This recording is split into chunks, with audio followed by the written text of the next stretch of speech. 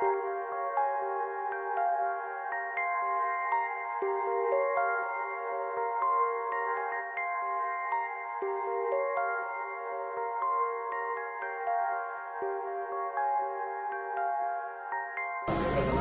tardes y bienvenidos. Bueno, en principio voy a presentar a los conferenciantes. Joaquín Huete Puerta es natural de Aranjuez, Madrid, desarrolla su labor profesional en el sector turístico, libre pensador con grandes inquietudes e interés por todas las cuestiones metafísicas y metapsíquicas. Autodidacta y estudioso del espiritismo y las manifestaciones mediúnicas en su vertiente científica, filosófica y de consecuencias morales. Máster en Parapsicología Superior por la Facultad Libre de Altos Estudios Paracientíficos y la Escuela Superior de Ciencias Alternativas de La Guardia. Asociado en Parapsicología a la Open University of Advanced Sciences of Florida, Estados Unidos, en 2001. Asesor del área de investigación de la Federación Espírita Española, con la que desde el año 2001 viene participando de forma activa en la organización de sus congresos anuales y el 6º Congreso Espírita Mundial en Valencia en el 2010. Socio e investigador de la SEIP, Sociedad Española de Investigaciones Parapsicológicas, desde el 2004. Es coordinador de la Revista Espírita, órgano oficial de la Federación Espírita Española, especializada en la divulgación de la cultura espírita. Articulista, expositor y conferenciante espírita. Socio fundador y actual presidente de la Asociación de Estudios Espíritas de Benidorm. Y amigo mío desde hace 20 años y una gran persona. Con todos ustedes, Joaquín Huete.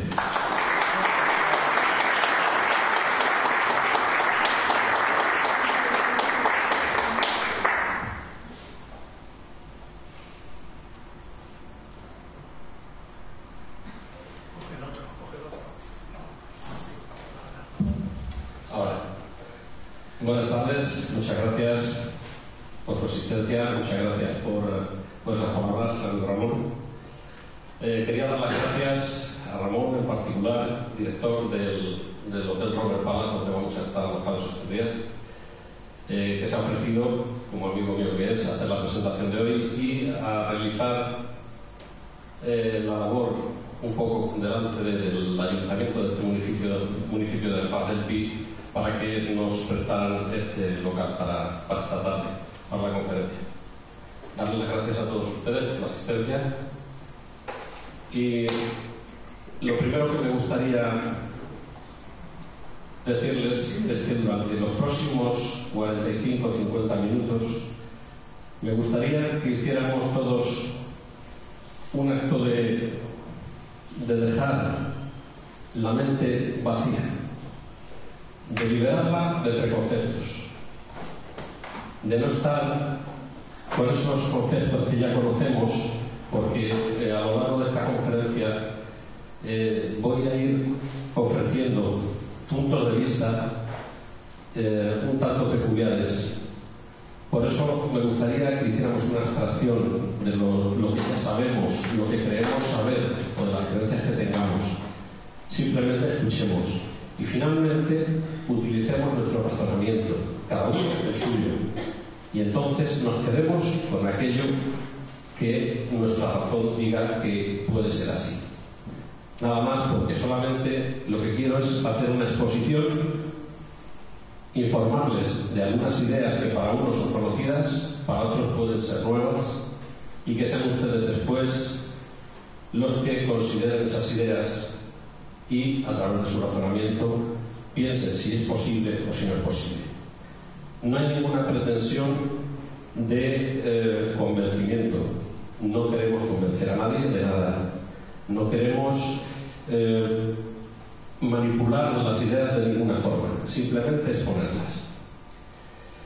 Y bien, para empezar sobre este tema que habíamos escogido, más allá de la vida, tengo que ir primero a más atrás. Yo recuerdo la edad de 6 años, que fue la primera vez que dentro de la alegría que tienen los niños del juego de no preocuparse de nada, ocurrió el primer encuentro con este tema de más allá de la vida, y fue el fallecimiento de mi abuelo. Yo, que no comprendía ni me había preocupado nunca de este tema, me quedé un poquito vacío, me quedé reflexivo, pero yo solía sentarme a pensar y pensaba, bueno, ¿y ahora dónde está el abuelo? Y eso que vi allí en la caja la meten debajo de tierra, se acaba todo, pero yo no lo entiendo, porque yo estoy pensando y estoy aquí sentado y estoy quieto, y este que está pensando, que está razonando, que está sintiendo ese amor que tenía por el abuelo y todas estas cosas que uno siente, el cuerpo lo puedo dejar aquí, está sentado, pero yo no soy esto. Y allí fue cuando empezaron mis primeras reflexiones sobre este tema de que hay algo más que puramente lo que era el cuerpo que estaba ahí sentado. Algo que decía, estas emociones, ¿cómo se pueden enterrar? Si no están ahí, están aquí fuera. Como todos, a lo largo del tiempo nos vamos encontrando distintas situaciones. Conocemos personas, las personas nos cuentan cosas. Hay veces que nos sorprendemos. Yo siempre me sorprendo porque, aunque en esta ocasión estoy aquí arriba hablando con ustedes de estas ideas, estoy seguro de que todos tendrían muchas ideas que contarme.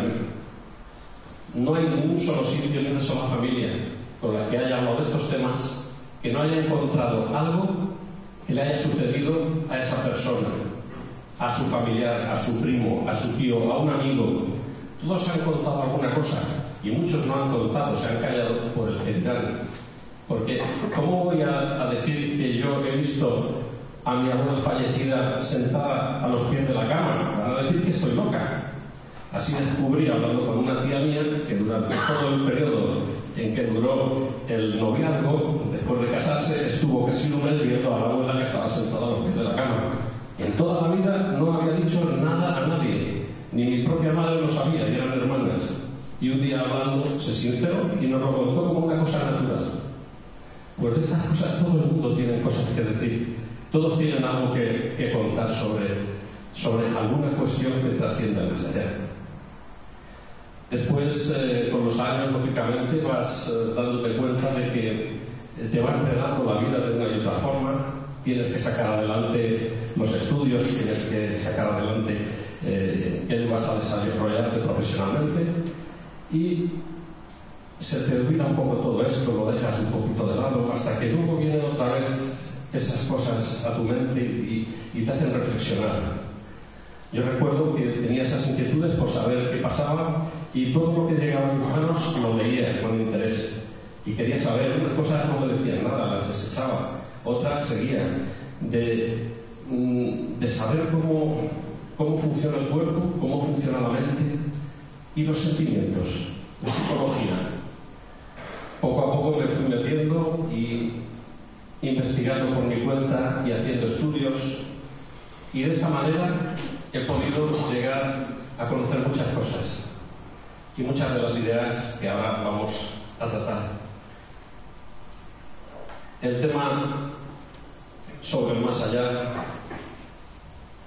no voy a hablar en estos momentos de estudios científicos que puedan avalar las ideas. De hecho, en la entrada he dejado algunos panfletos que hablan de esto, para no perder el tiempo en hablar, como siempre, de quiénes son esas personas que hacen las investigaciones, porque vivimos en un mundo de titulitis, y si no es a través de un título, parece que no lo ha dicho nadie. Entonces todo eso está ahí recogido, que luego lo pueden ustedes llevar a casa y leerlo con tranquilidad.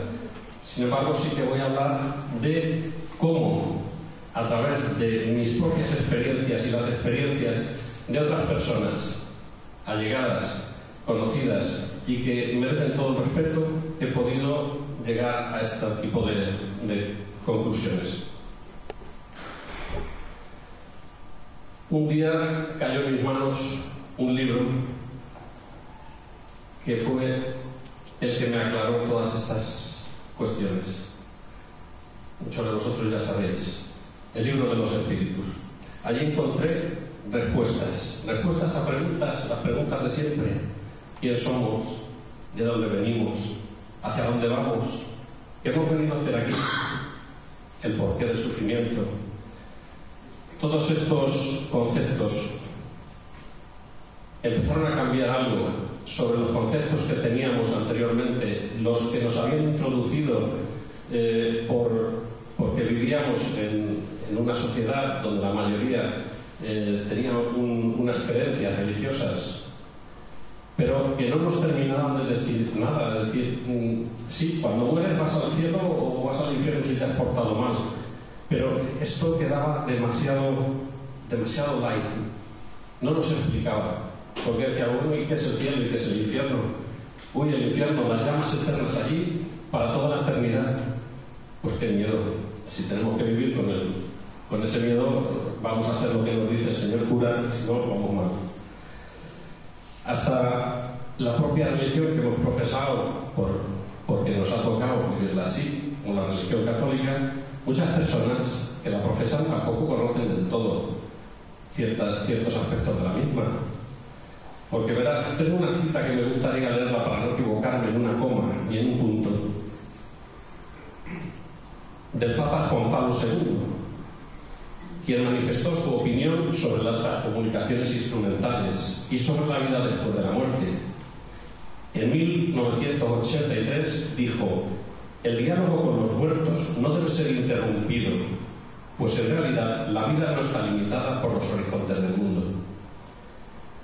En el nuevo catecismo, la Iglesia Católica ya admite la posibilidad de la comunicación con los muertos y en algunos casos no condena sus prácticas.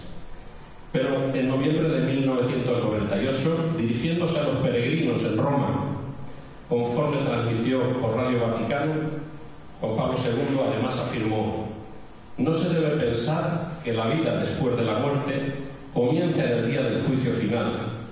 Mientras que el cuerpo se disuelve, los componentes espirituales prosiguen vivos.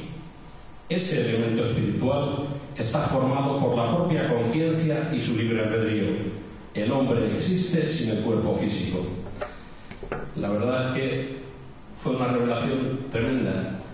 Aunque yo no he escuchado que todos estos creyentes cristianos, católicos, apostólicos, romanos se hayan quedado con ello, porque todavía siguen con los antiguos atavíos, los atavismos de la resurrección, y que hay que esperar, uno se muere y dice descanse en paz y el día del juicio final ya les llamaremos afines.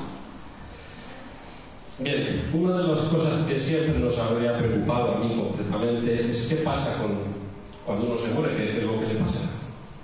A ver, tú te mueres y tiene que ser muy doloroso, porque si cuando te haces daño te das un golpe, te duele, morirse ya tiene que ser el no va más. Bien, sabido es, a través, por supuesto, del libro de los espíritus y de todas esas informaciones que nos han ido llegando, y lo que hemos visto, no solamente por el libro de los espíritus, sino por todos los libros, de toda la literatura mediúnica que nos llega. Por ejemplo, Ernesto Bozano hizo un libro titulado La crisis de la muerte, donde explican hasta en 16 casos cómo es el momento de la muerte que les llega a estas personas, ¿no? Entonces yo decía, pues eso de morir tiene que ser doloroso o no, o ¿cómo se opera eso? Hoy en día puedo participar que la muerte se opera de una forma natural, que normalmente tenemos más dolores cuando estamos en vida, cuando tenemos un accidente, nos rompemos un brazo, porque lo que es la muerte física, la muerte del cuerpo, es simplemente cuando deja de recibir oxígeno el cerebro y van muriendo las células y empiezan a descomponerse, llega la muerte física. Pero eso no quiere decir que la muerte sea algo inevitable, porque la vida es una sola, pero esa vida es infinita. Somos espíritu, y como espíritus somos inmortales. Desde el momento que nos han creado como espíritus, el Creador ya nos ha dotado de la inmortalidad, y seremos espíritus inmortales. El cuerpo sí, el cuerpo tiene un principio y un fin, cumple con una función biológica como soporte para que el espíritu pueda realizarse en aquellas cosas que viene a hacer a la tierra, a progresar espiritualmente, a progresar intelectualmente. Pero el espíritu continúa. Todo el mundo tiene tiene esas mismas sensaciones? Es decir, llega la muerte, se separa del cuerpo y ya está. La realidad es que no, porque todos no somos iguales y todos no vivimos de la misma manera. La separación del espíritu y del cuerpo se opera gradualmente, no es de golpe, y tarda más o menos tiempo. De eso depende de si esa persona ha tenido una vida con algún grado de espiritualidad o si simplemente ha vivido la vida de una forma materialista, pensando que una vez que muere se acabó todo.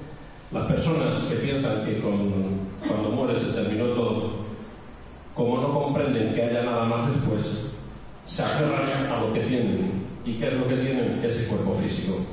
Como ellos se sienten vivos, porque no hay diferencia, ellos siguen igual, ellos ven, oyen, tienen la impresión de que respiran, entonces hay algo aquí hay algo que no cuadra, porque ellos quieren hablar pero no les contestan.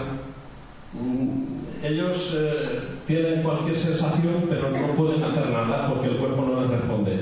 Sin embargo, el cuerpo ya no está.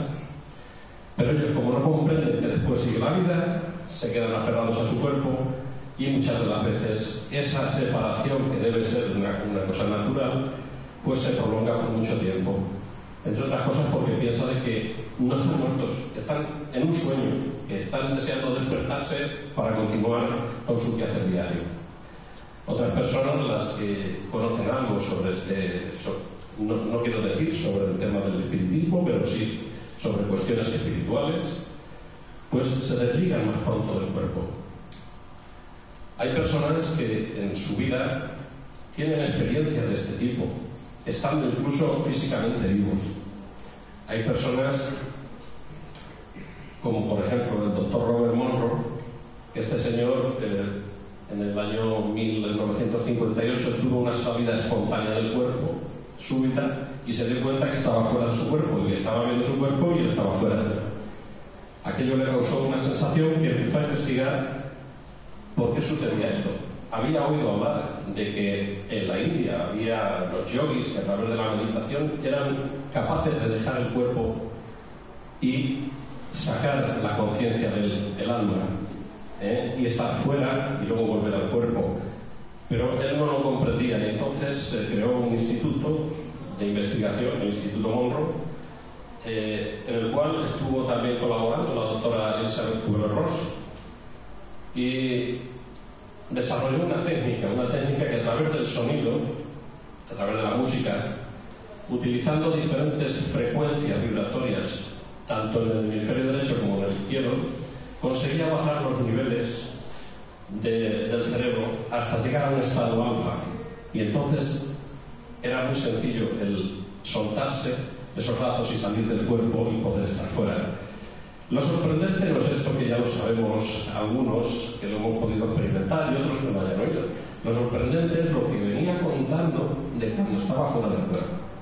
Él contaba cómo veía otros espíritus, pero que no tenían ese cuerpo, no tenían esa unión, ese lazo que les unía a su cuerpo.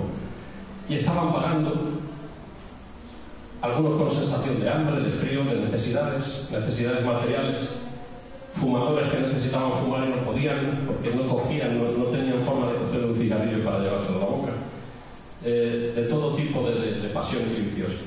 Y entonces él empezó a ayudar a estas personas, sabiendo que él estaba allí como espíritu, pero era encarnado, y hacía salidas del cuerpo, y iba a auxiliar a estos espíritus, a ayudarles a que comprendieran, a llevarles a colonias espirituales que son de tránsito, donde allí podían prestarle auxilio. Eso es muy bonito, porque además el señor Monroe no era espiritista, no tenía nada que ver con el espiritismo, pero comprendía las ideas perfectamente porque las vivía en primera persona. Después de esta cita del doctor Monroe que estábamos comentando sobre una vez que dejamos el cuerpo, como decía, a unos les cuesta más trabajo, otros menos, depende del grado de espiritualización que tengan. Pero luego después, ¿qué es lo que sucede? ¿Qué pasa? Por supuesto, el cuerpo se queda, se disgrega, unos lo entierran, otros lo incineran. Pero después, ¿dónde vamos? ¿Qué hacemos? Volvemos otra vez a lo mismo. Aquellas personas que por su grado de espiritualización comprenden que la vida continúa después de la muerte del cuerpo físico, tienen mayor facilidad para enseguida poder reconocer que están en una dimensión espiritual y poder reconocer a otros seres espirituales que vienen a su encuentro. Muchas veces son familiares que le han precedido, que han ido al otro lado de la vida antes que ellos.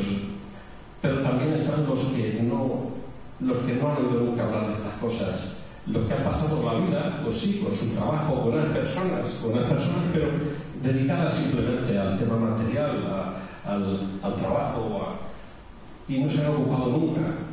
No es que por el hecho de no haberse ocupado nunca, ahora no tengan la facilidad de poder encontrar a esas personas queridas, sino que no comprenden su nueva situación. Y al no comprenderla, pensando que están vivos, lo que hacen es vagar, ir a sitios, a buscar lo que hacían. Van a su sitio de trabajo, a trabajar como un día normal. Y ven muchas veces con sorpresa que la mesa donde trabajaban está ocupada por otra persona y se enfadan. Y quieren ir a hablar con el jefe, pero el jefe no les contesta, no les oye, claro. Y se enfadan. Y entonces empiezan a vagar y a ir de un sitio para otro buscando respuestas. Gracias a Dios, todos tenemos nuestro ángel de la guarda y Dios, como Padre, como Creador, quiere a todos por igual y nos da y nos brinda las oportunidades. Entonces, solamente nos deja que nosotros, utilizando de nuestro libre albedrío, seamos capaces de pedir ayuda. Eso simplemente tan poquita cosa. Cuando pedimos ayuda con el corazón, de verdad, Padre, ayúdanos, estoy perdido.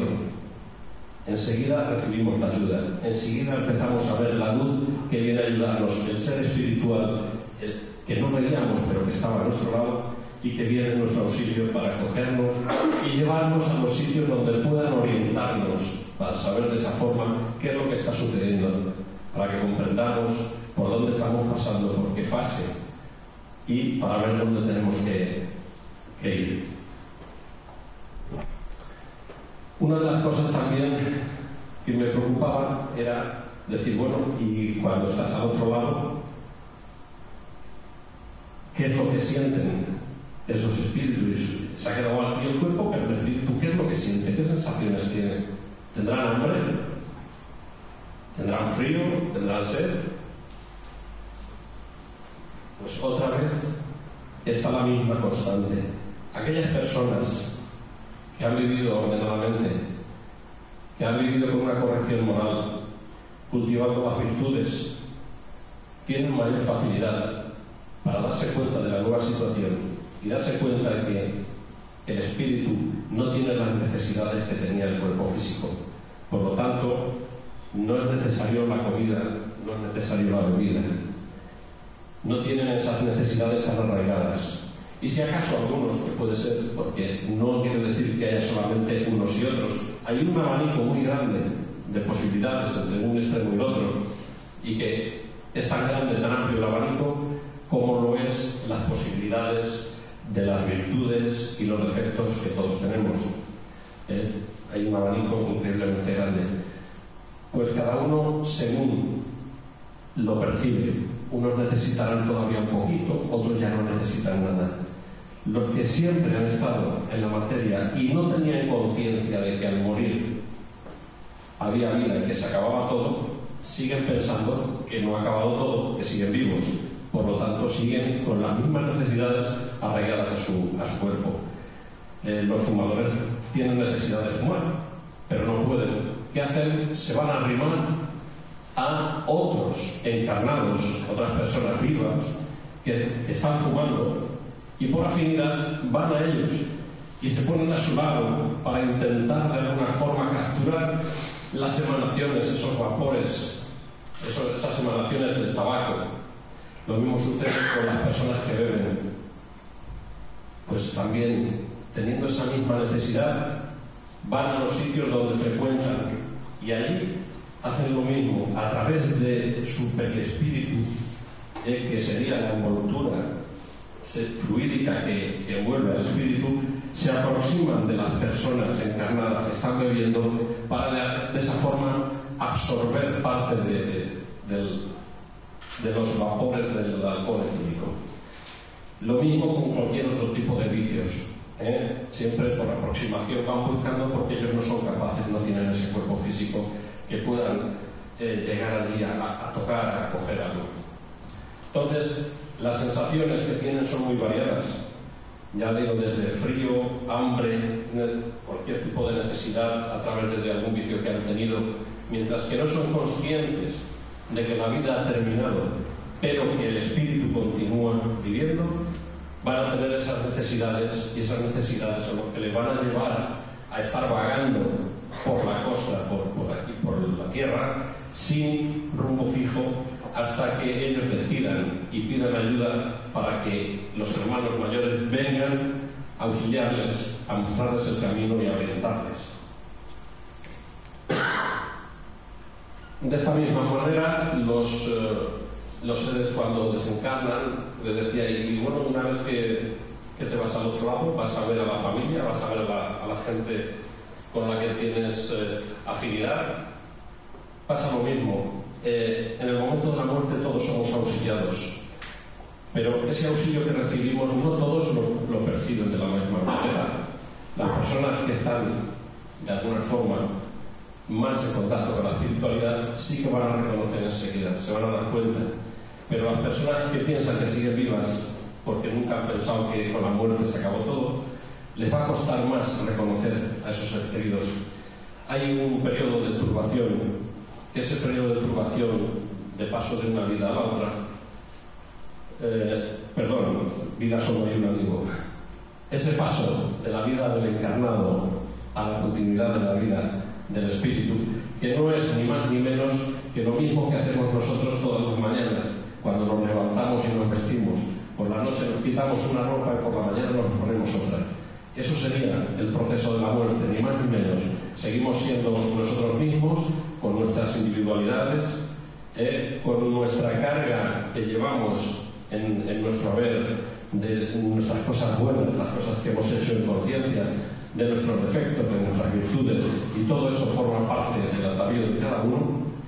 Pero ese proceso, como decía, ese proceso de desligarse el espíritu del cuerpo es progresivo y va poco a poco, y lleva consigo un periodo de turbación que puede ser un poquito más prolongado o menos, dependiendo de la forma de vivir de cada uno, de si está más espiritualizado o menos.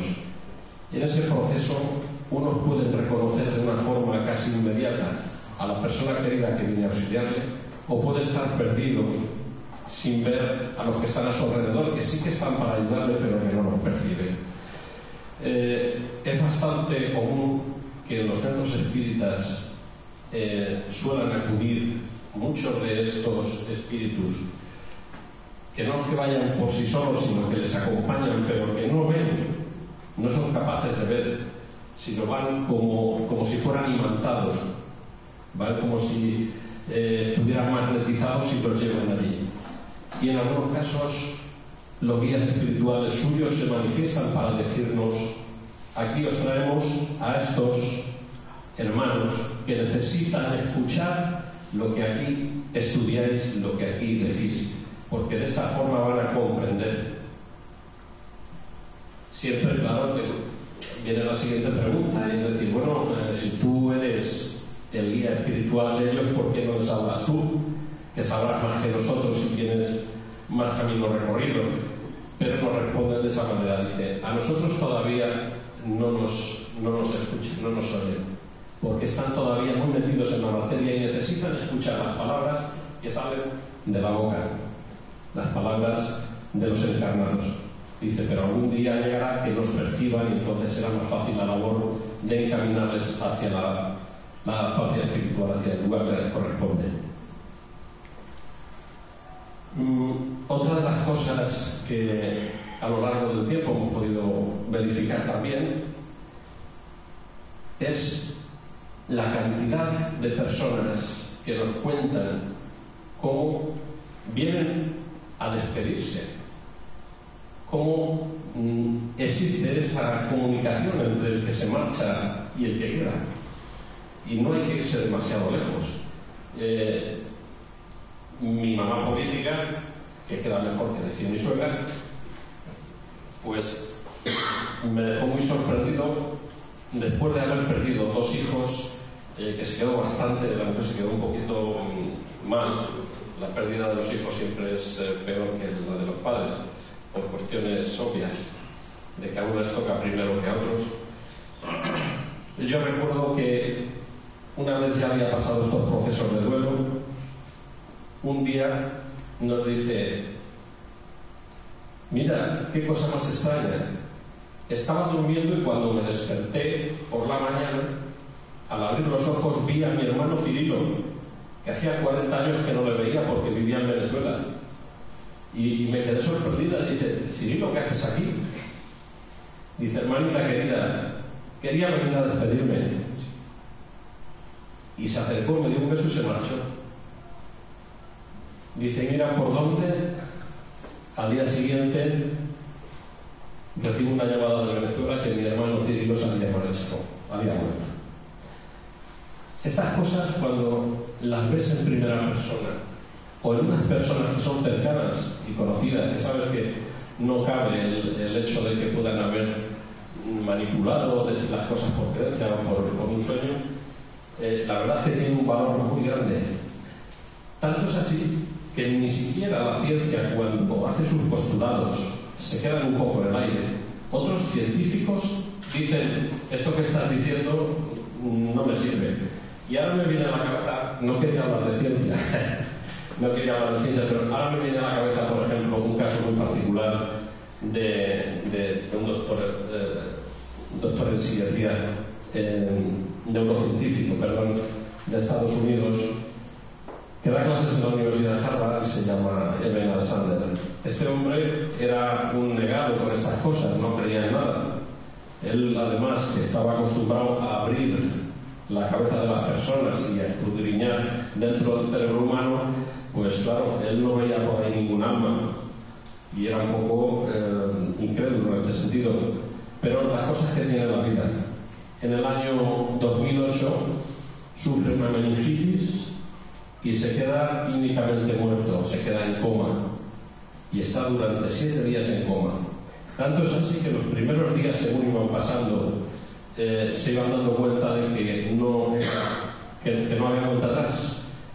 Hablaron con sus familiares para decirles que estuvieran preparados porque ya no tenía vuelta atrás. Estaba el cefalograma plano, no había posibilidades de que viviera.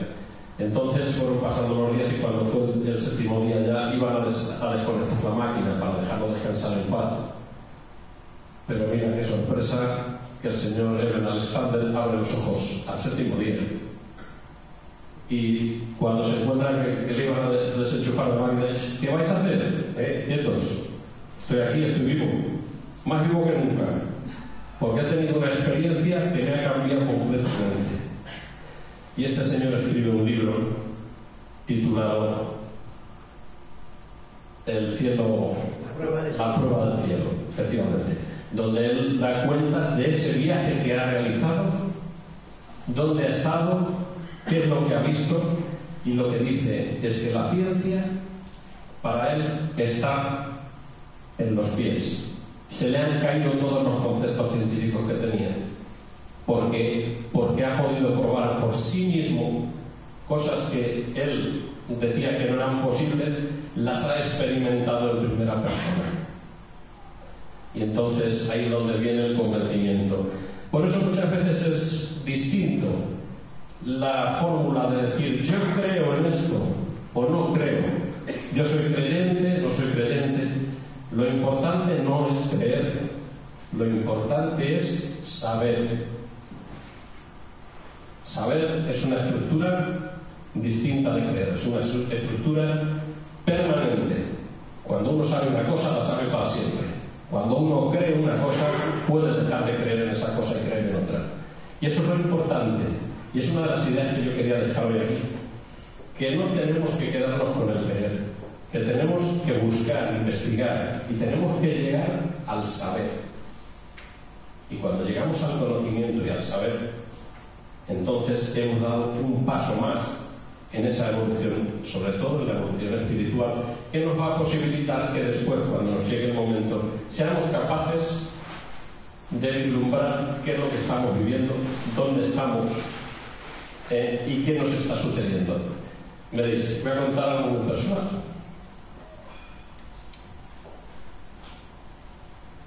Mi padre falleció, desencarnó hace 10 años.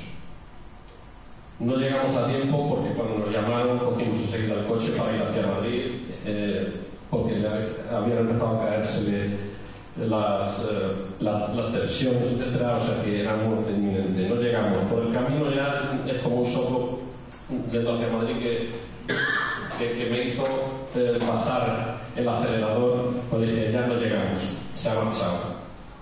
Suena el teléfono, mi hermana, oye, ya no corras que ya se ha marchado. Bueno, llegamos allí, hicimos pues lo que la familia, todo el mundo, pues allí a velar al cadáver, porque realmente yo allí ya no veía a mi padre, yo veía su cadáver, pero yo sabía que eso no era él.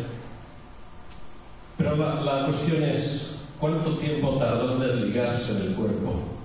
Mi padre pasó por una fase que estuvo en el hospital casi 3 meses, y en ese tiempo él fue tomando conciencia.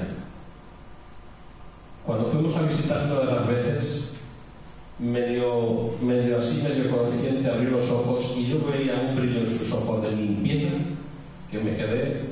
Dije, fíjate el tiempo que lleva aquí, cómo él ya se ha ido preparando para lo que le toca venir ahora. Bueno, al día siguiente, después del velatorio, pues te hacen la misa, un ritual normal de los católicos, como somos, por costumbre, y posteriormente pues lo llevamos a enterrar.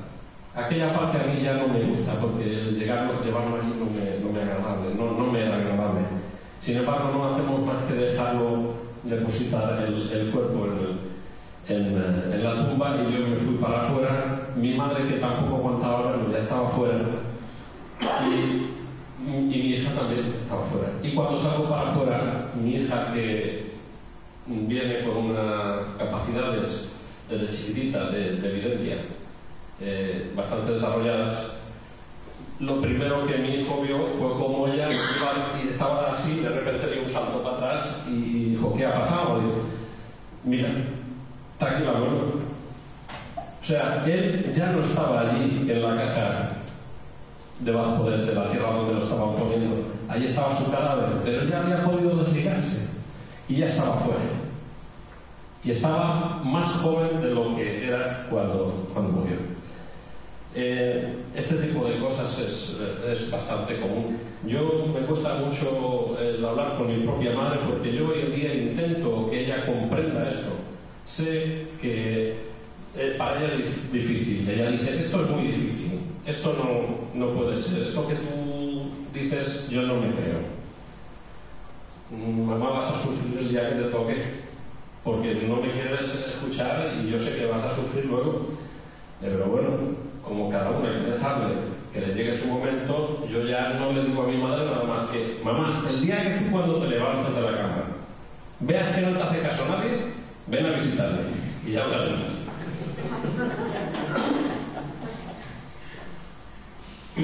Bueno, pues sobre el encuentro, como decía antes, de personas que acaban de fallecer y vienen a despedirse, se pueden contar cantidad de historias, pero historias cercanas, porque todos tenemos a alguien cercano que nos cuenta algo parecido.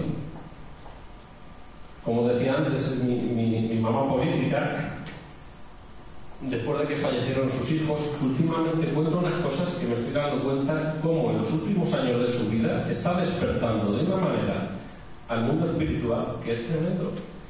Que me alegro muchísimo, que ojalá mi madre pudiera, porque mi madre no hay forma de convencerla, de decirle esto va a pasar y ella no lo cree, y sin embargo mi mamá política es la que me está enseñando a mí con las cosas que le pasan, que está despertando de una forma, pero vamos, que es envidiable. Hace poco, mira que, hablando con mi mujer, mira que tu hermano ha venido a verme, ¿cómo es eso? Dice, pues mira que porque estaba malo de una pierna, estaba en la cama y tal, y no tenía ganas de dormirme, y de repente veo que alguien me está abrazando, me está dando besos y tal. Y digo, oiga, ¿pero qué hace usted? Y dice, mamá, ¿no me conoces? Y digo, ¿cómo mamá no me conoces? Sí, soy Cristo Roque. Estoy aquí, he venido. Ay, mi hijo Roque, no te había conocido. Pues son cosas que dices, ¿cómo es posible? Pero que le están sucediendo, como han sucedido a tantas personas. Como decía antes, por donde he ido, siempre he visto que existen todas este tipo de cosas. Incluso las visitas de espíritus entre personas vivas. Antes nos mencionaba también al doctor Monro, pero hay experiencias cercanas. Hay experiencias cercanas que, como el doctor Eben Alexander, mientras que no te pasan en primera persona, no eres capaz de creerlas. Y por eso vuelvo a insistir que lo importante no es creer, sino saber. Dentro de todo el periplo del aprendizaje que fui haciendo durante tantos años buscando respuestas, una de las facetas, una de las partes que estuve haciendo era la meditación. A través de una enfermedad que padecí, me llevó a intentar, a través de la mente, hacer que fuera posible que la curación fuera más rápida.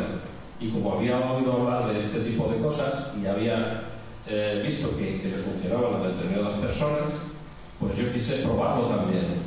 Y entonces, a través de esa meditación profunda, de ese estado alterado de conciencia, ese estado llamado alfa, ondas alfa, podía dar instrucciones a mi cerebro para que hiciera determinadas cosas. Claro, muy pequeños, no somos tampoco grandes cerebros, pero sí pude hacer que esa enfermedad remitiera.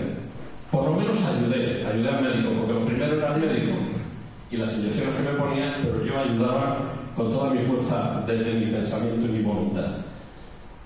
De tanta meditación llegué un día a poder sacar la conciencia fuera del cuerpo y me di cuenta de que me estaba viendo a mí mismo enfrente de mí. Y aquello pues me gustó, me maravilló y verdad, pues mira, qué bien. Entonces no sabía sobre el tema que conozco hoy, sobre la filosofía espírita, entonces no podía decir que fácil me va a ser luego desligarme del cuerpo, porque no lo conocía. Pues años más tarde y después de mucha meditación y de hacer este tipo de ejercicios, he podido asistir a determinados lugares, estando en casa, en una ocasión con un cuñado mío que estaba al borde de la muerte, estuvo casi 6 meses en la UBI, le operaron 3 veces del pulmón y una de las veces estábamos ya como diciendo, mira, de esta se va. Entonces, bueno, pues voy a intentar darle unos pases. Dar pases para los espíritas es, vamos a ver, para los no espíritas, lo que son los pases sería algo parecido a lo que otros conocen como Reiki, energía universal, etc. Es decir, a través de la energía del cuerpo vital más la energía de los hermanos espíritus superiores, pasamos esa energía a esas personas. Entonces yo en meditación viajé casi 2000 kilómetros para ir donde estaba él, a darle unos pases y luego me volvía. Pero la sorpresa fue cuando llegué allí que me vi una persona que estaba a su lado, que estaba acariciándole, como dándole ánimos, besándole. Era una chica joven, de unas características, con el pelo más o menos una melenita rubia y tal. Pero bueno, yo dije, será posiblemente lo que pensé yo, igual es alguna amiga suya que ha tenido un accidente, está aquí en el hospital y está visitándolo en espíritu, porque claro, no era física. Yo hice mi trabajo, le hice unos pases energéticos y cuando concluía ella me iba a regresar, ella me dijo, soy Marianela. Muy bien, y yo me volví. Le contaba a mi mujer, fíjate qué cosas me ha pasado. He hecho esto y cuando ella me dice, soy Marianela. Y parecía, tú no sabrás quién pueda ser. Pues parece ser que sí, la tal Marianela existía. Era una prima hermana de su padre, pero que había fallecido, había desencarnado 5 años antes debido a un cáncer.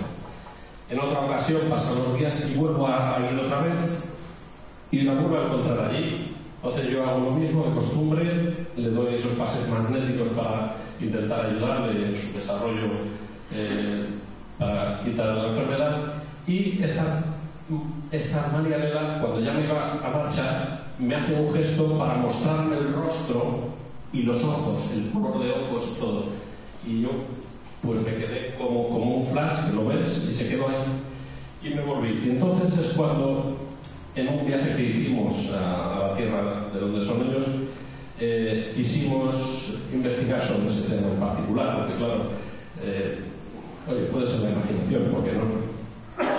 Pues estuvimos en casa de esa familia y quisimos, oye, ¿qué fue? Pues mira, mi hermana murió hace 5 años, un cáncer y tal. Oye, ¿no tendrás alguna fotografía de ella? Claro, no me puedes decir a qué ha sido porque, fíjate, una persona que igual no cree en estas cosas, pues te puede tomar por loco. Y entonces, oye, ¿no tendrás alguna fotografía de ella? Pues mira, tengo pocas porque su hija se las ha llevado a hacer un álbum. Dice, pero tengo aquí una de cuando ella se casó y sacó la foto de boda. Y al verla, efectivamente, Marianela, esa era ese espíritu que estaba allí junto a mi cuñado cuando yo pasaba por él. Entonces, esas experiencias del doctor Monroe, como decía antes, cuando se viven en primera persona, cambia mucho, porque pasas del creer al saber. Y cuando tú sabes algo, lo sabes para siempre. Otra de las cosas que quería comentar sobre la vida, más allá de la vida, es algo que también me decía, bueno, ¿y qué hacen los espíritus allí? Cuando están allí, ¿a qué se dedican? ¿Hacen algo o simplemente descansan en paz hasta el día del juicio final? Pues efectivamente, los espíritus no están quietos, no están reposando, no necesitan reposo. El reposo es algo del cuerpo físico. El cuerpo físico se cansa, se desgasta, pero el espíritu, que no está compuesto de la misma materia densa que el cuerpo, no tiene esa necesidad de descanso. Por lo tanto, está siempre en activo, siempre está haciendo, siempre está pensando y siempre está ayudando. Y bueno, ¿y qué es lo que hacen los espíritus? ¿A qué se dedican? Pues volvemos como antes. Aquellos que están más espiritualizados y que llegan a las colonias espirituales donde están participando de esas sociedades, están para intentar ayudar. Ayudan, auxilian, bajan a la tierra, están al lado de las personas que desencarnan para ayudarles a desligarse de esos lazos que las mantienen. Otros están ayudando a todos los que van llegando porque claro, de las enfermedades y de las cosas que van teniendo en la tierra, el cuerpo material, queda impreso algo también en el cuerpo espiritual y llevan consigo determinadas, digamos, enfermedades que tienen que curar allí, tienen que tratar a nivel espiritual para que luego prosigan. O sea que el espíritu siempre está haciendo cosas. Yo, en mi labor profesional, que me dedico al turismo, me doy cuenta de un detalle, y es que la gente cuando quiere hacer un viaje va a asesorarse y nos pregunta de todo. Oye, ¿y allí donde vamos a ir, qué climatología hace? Porque necesito para poner en la maleta a ver qué voy a llevar. Oye, ¿y qué vacunas se necesitan? Porque ese país remoto creo que hay algo de malaria y hace falta las vacunas. ¿Y qué moneda tienen? ¿Qué idioma es el que se habla allí para ver si podemos? Y preguntan todo este tipo de cosas. Y entonces cuando van a salir de viaje se llevan la maleta con todas las cosas que necesitan. Si van a hacer buen tiempo se llevan ropa corta o ropa de abrigo, se llevan todas las cosas que van a necesitar de viaje. Pero una cosa que yo siempre he pensado, tenemos un viaje que hacer y es un viaje que todo el mundo va a hacer, todos. Sin embargo, no nos ocupamos de preguntar ¿qué tengo que llevar a ese viaje? ¿Qué me va a hacer falta? ¿Qué pongo en la maleta? ¿Con qué moneda se trabaja allí? Pues yo creo que es hora de que nos vayamos haciendo esas preguntas, porque todos vamos a hacer ese viaje. Y la verdad que cuanto más preparado se vaya uno, pues mejor viaje va a tener.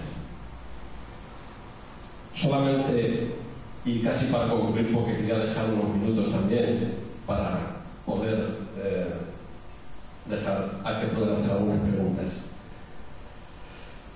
Para concluir, quiero decirles que para ese último viaje no necesitamos llevarnos ropa, no necesitamos el coche, no necesitamos el piso, todo lo vamos a dejar aquí. Solo nos vamos a llevar nuestra voluntad, nuestro libre albedrío, nuestra personalidad, nuestras virtudes y nuestros defectos, y nuestras obras. Eso es lo que nos vamos a llevar. Y con lo que llevemos es con lo que vamos a ir viviendo. Por lo tanto, para ir haciendo la maleta, sería mucho mejor llevar una cantidad mayor de virtudes y dejar algunos defectos aquí. Porque de esa manera, cuando lleguemos, nos vamos a poder dar cuenta enseguida de que estamos allí. Nos va a resultar más fácil desligarnos de nuestro cuerpo, dejar aquí la envoltura grosera para continuar nuestra vida en el plano espiritual. Y nos va a ser más fácil reconocer a nuestros seres queridos en el momento que vengan a recogernos. Y, por supuesto, una idea fundamental que quiero transmitirles. El cielo y el infierno son estados de conciencia, no son lugares físicos. No hay ningún sitio donde uno tenga que pagar las penas eternamente, porque si no, Dios no sería un Dios justo y por lo tanto, si no es justo y bueno, no sería Dios. Y nuestro Padre quiere a todos los hijos por igual, por lo tanto nos da las oportunidades para que seamos nosotros los que escojamos de qué forma queremos vivir, pero también tiene las consecuencias de lo que hagamos, y esas consecuencias son las que nos van a acompañar después. Por lo tanto, si queremos vivir felices y ser felices, lo que debemos hacer es empezar a trabajar ya por la felicidad y dejar todos los atavíos, todas las cosas que nos están atando. Como decía, antes de ir a hacer la ofrenda, si ves que tienes algo contra tu hermano, arregla primero lo que tienes y luego ven a hacer la ofrenda. Pues exactamente eso es. Tenemos que dejar todo aquí. Vamos a intentar llevarnos lo que necesitamos. Y para vivir más felices allí, más virtudes y menos defectos. Y con esto quiero concluir. Había traído diapositivas, pero creo que no son necesarias. Yo creo que con las palabras espero haberles llegado con esas ideas. Y como les decía al principio, no quiero convencer a nadie, solamente quería exponer unas ideas y que ustedes, su razonamiento, sea el que determinen si esas ideas van bien con ustedes o no. Todo el mundo llega, pero cada uno tiene su paso, y unos van más deprisa y otros más despacio, pero todos llegamos. Muchas gracias.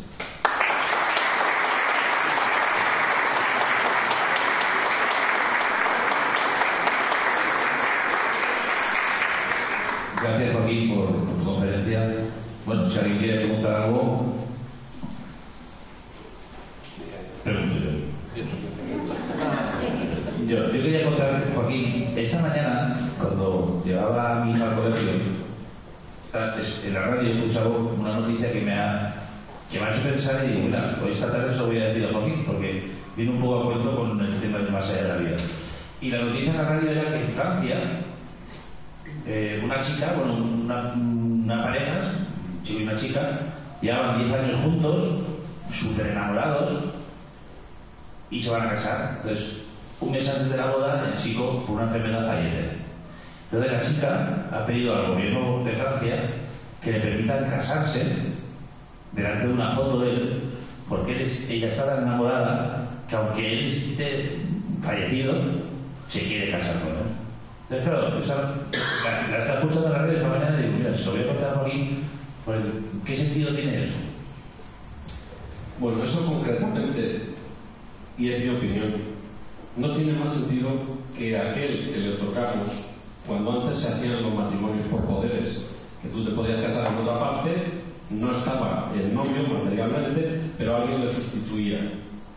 Yo creo que después de 10 años juntos, lógicamente se crea un vínculo en el cual uno tiene ciertos derechos sociales y entonces posiblemente ella quiera el reconocimiento de haber estado casado con él para cobrar el subsidio que le corresponda. Al margen de eso, por supuesto, le puede amar y querer dejar eso patentizado en una boda. Y lógicamente, bueno, pues no creo que le hayan puesto mucho impedimento, porque ya te digo que sí que se puede hacer legalmente, mover los papeles para poder hacer un casamiento por poderes. Pero, verás, te voy a contar otra cosa que te va a sorprender más. Estamos hablando de una persona que quiere casarse con otra y que encuentra un respaldo legal para ello, aunque ella esté del otro lado. En Brasil se dio un caso de un muchacho que lo metieron en la cárcel y lo iban a condenar por el asesinato de un amigo suyo, al cual decían que le habían pegado un tiro en la cabeza. A través de la mediunidad de Chico Xavier, un gran médium brasileño que incluso estuvo nombrado para ver si podía ser Nobel de la Paz, aunque no lo consiguió, y que había escrito 412 libros a través de la psicografía, recibió una comunicación que le transmitió al padre del niño que había resultado muerto, donde el hijo muerto le estaba diciendo a su padre que no había sido su amigo el que había apretado el gatillo, que había sido jugando él mismo con el revólver el que se había disparado y fue un accidente y se mató a sí mismo, que por favor lo liberara. Aparte de esto, dejó una serie de datos y detalles, aparte de la escritura que pasó lógicamente por el perito calígrafo, la escritura y la firma del muchacho, y fue aceptado por el juzgado como prueba en defensa del reo, al punto de que con ese escrito que venía por la mediunidad y el testimonio del padre, que sí que aceptó y vio allí que esa forma de escribir, esa firma y aquello que decía reconoció la autoría de su hijo, al final el juez determinó y le absorbieron al reo. Por lo tanto, hasta ese punto, fíjate, la justicia hizo, con una carta del más allá, hizo justicia del más acá. ¿Qué te parece? Yo te pregunto, no me vas a responder, ¿qué pasaría con una persona que en la vida se casa por primera vez, fallece la mujer y se vuelve a casar? Desgraciadamente fallece la mujer y se casa por tercera o por cuarta vez. Cuando llega al mundo espiritual, ¿cuál es su mujer?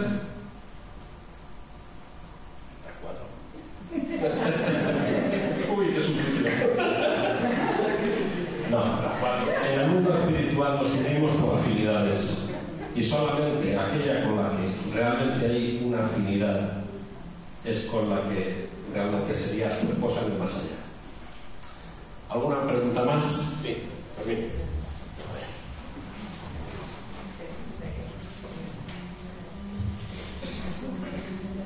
Joaquín, hay personas en la Tierra que sufren enfermedades como es el tabaquismo, el alcoholismo y otras enfermedades, personas que tienen obsesión con ciertos hábitos, ciertas pasiones. Entonces, cuando has nombrado tú que una persona que ha sido fumador en la Tierra o que ha sido bebedor necesita acercarse a estas personas vivas para recibir esas emanaciones, esa aproximación puede repercutir en que ese proceso de enfermedad sea todavía mayor. O sea, eso perjudica, beneficia eso a la persona que está encarnada. ¿Qué le hace? ¿Y cómo se puede evitar? Por supuesto le perjudica tanto el tabaco, el alcohol, las drogas. perjudica porque lo que hace es hacerle que esté más enganchado. O sea, ya no es por su propia voluntad que está fumando o bebiendo, sino que está siendo inducido por otro. Mira, no quería poner, porque no tenía tiempo, pero voy a buscar un par de imágenes con lo que vais a ver mejor. Si me deja ahora, porque igual se me ha aburrido estar aquí y no quiere. Sí quiere. Eran imágenes un poquito para ver sobre el mundo espiritual, cómo se vive y qué es lo que se hace allí. Pero verás, aquí tenemos el alcoholismo como un espíritu obsesor, un espíritu que vivía en la materia y bebía habitualmente, siente la necesidad de beber, pero no tiene cuerpo, no puede beber, se aproxima de otra persona que hay en el bar bebiendo y a través de la mano como que la pone en la cabeza, está de alguna forma absorbiendo esas emanaciones etílicas. Pero no solamente que absorba las emanaciones etílicas, sino que además le va a influenciar para que siga bebiendo.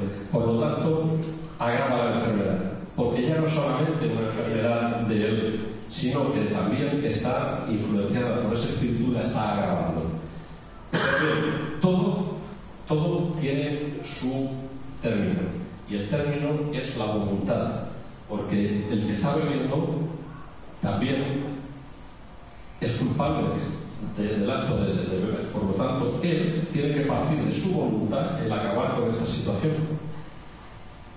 Primero para salir él, pero segundo para que no se arrimen a él, que lo dejen, buscarán a otros, pero a él lo pueden dejar. Entonces, ¿qué es lo que puede hacer en este caso? Aparte de lo primero, buscar ayuda profesional.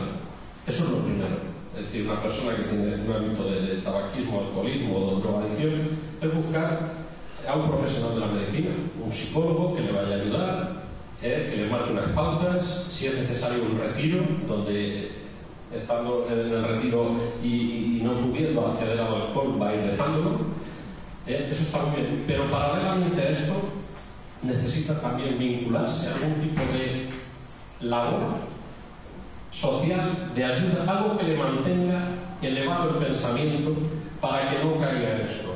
Y que cuando el obsesor espiritual intente llevarle a coger la botella, vea que está ocupada esa mente en otra vibración más elevada porque está haciendo una labor social, está ayudando a otras personas, está leyendo libros que tienen una elevación moral, que le pueden hacer estar en otra vibración distinta, y en ese caso el obsesor no lo encuentra y lo empieza a dejar y a buscar a otro.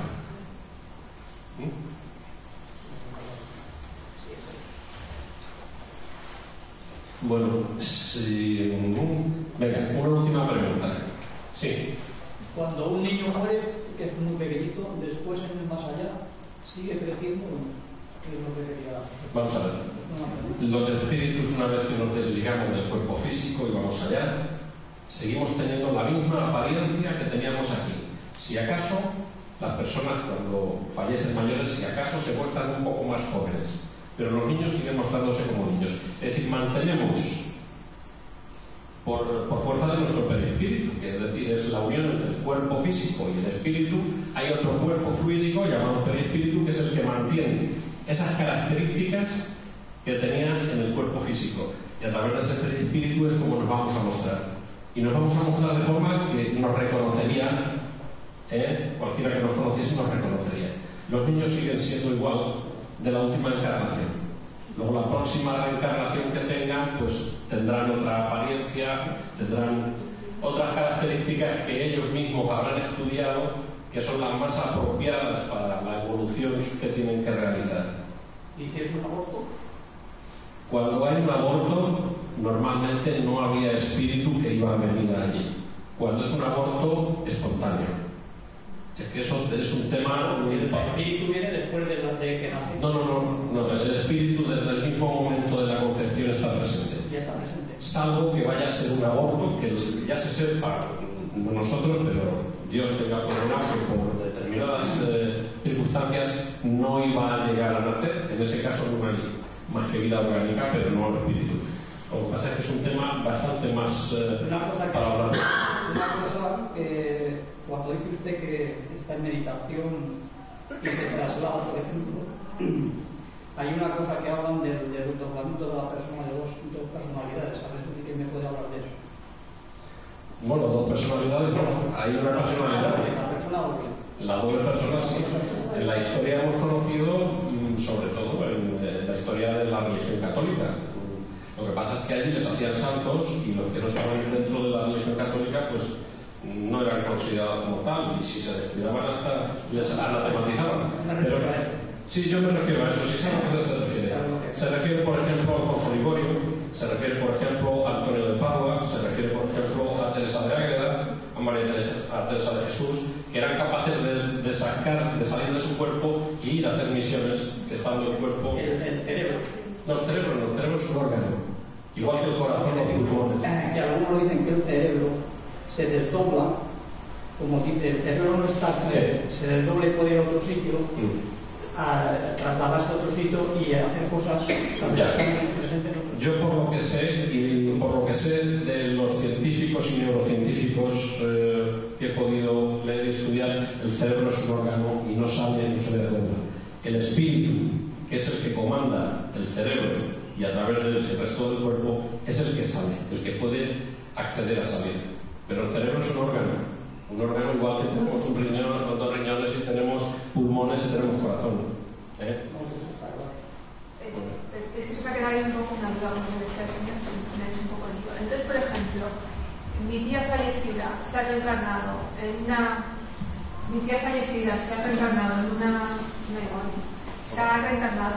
un bebé, pero yo en sueños voy a seguir viendo a mi tía, ¿no? Que era la que conocía, la voy a ver como en la forma de mi tía, o no la voy a ver como un niño pequeño. Bueno, otra cosa, vamos a ver, sobre el tema de la reencarnación sería un tema bastante largo del cual hablar. Por lo general, los espíritus no reencarnan tan rápidamente. Tú puedes tener un recuerdo de la tía, pero cuando alguien reencarna, toma un nuevo cuerpo, entonces el antiguo ya desaparece, no necesita. El espíritu sigue siendo el mismo. Lo único que ocurre es que toma otro cuerpo y tiene otra andadura en la tierra, tiene que empezar a adaptarse al nuevo cuerpo, por lo tanto, por eso los bebés son tan inestables, se caen, no controlan movimientos, porque tienen un periodo de adaptación.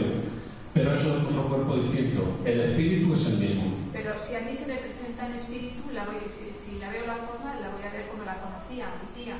Si ves el espíritu de tu tía, es que todavía no se ha reencarnado, está en el mundo espiritual. Si lo ves, que yo no lo sé. Quiero decir, la persona que a través de la mediunidad es capaz de ver esa persona, en este caso a tu tía, es porque ella está en el mundo espiritual. Bueno, pues yo creo que con esta pregunta vamos a terminar y cerrar la sesión de esta tarde. Decirles que vamos a estar a partir de esta noche y mañana y pasado las cuartas jornadas espíritas del Mediterráneo, que se van a celebrar en el Hotel Robert Palace, aquí cerca. Entonces, aquellas personas que deseen pasar por allí y contar o hablar con nosotros o que quieran alguna aclaración sobre estos temas, estaremos encantados, tanto yo personalmente como los otros compañeros de distintos centros espíritas que van a venir de toda la Comunidad Valenciana. Estaremos encantados en poder atenderles y aclararles las dudas. Y ahora, al salir, allí detrás he dejado unos papelitos que es una información adicional. En uno se habla precisamente de temas científicos y científicos que han estudiado todo esto, en otro se habla del temor a la muerte, en otro se habla de la vida más allá y hay otro que habla sobre el suicidio. Espero que les haya parecido grata esta reunión de esta tarde y no me resta más que agradecerles su asistencia. Muchas gracias.